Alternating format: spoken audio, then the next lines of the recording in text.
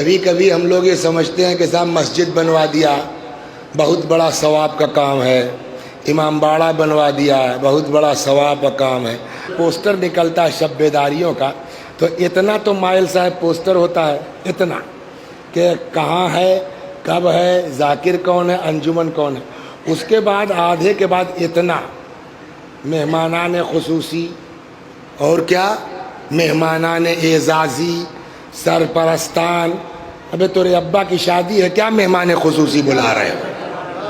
تو یہ کیوں ہوتا ہے پوسٹر میں؟ ہمارا کاہے نہیں چھاپ دیتے؟ آج آپ بھی تو رہے ہوں گے نا مولانا، ہمارا کاہے نہیں چھاپ دیتے بھائی کسی پوسٹر میں شب بیداری کے مہمان خصوصی مولانا وسیع حسن صاحب کا؟ تم نے کو پیسہ دیا کہ تمہارا نام چھاپ دیں؟ تو یہ جو نام چھپتا ہے کس بنیاد پہ چھپتا ہے؟ کسی نے 20,000 دیا ہے، کسی نے 30,000 دیا ہے، جس کا جتنا پیسہ ہے اس کا اتنا اوپر، یہی ہوتا ہے نہیں ہوتا ہے؟ تو اب میں اپنی بات کر رہا ہوں، تو یہاں یہ امام باڑہ ماشاءاللہ یہ ہے، تو کیا بھائی پلاسٹر کاہے نہ ہو رہا ہے؟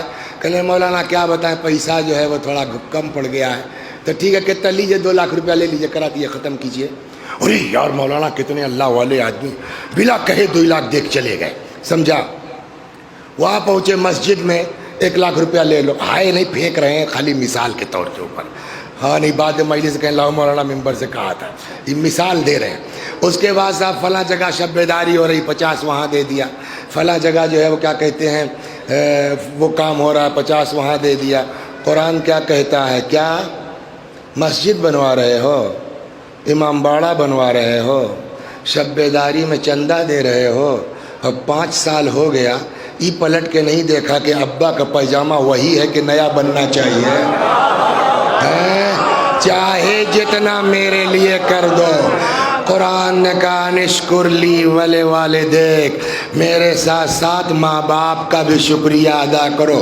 8ویں امام نے فرمایا اگر کوئی شخص اللہ کا شکر گزار ہو، ماں باپ کا شکریہ ادا نہ کرے تو اللہ اپنا بھی شکریہ قبول نہیں کرے گا۔ مطلب چاہے مسجد بنا دو، چاہے امام باڑہ بنا دو، چاہے شب بیداری میں خرچ کر دو، جب تک ماں باپ پر خرچ نہیں کرو گے خدا کچھ قبول نہیں کرے گا۔ صلوات بر محمد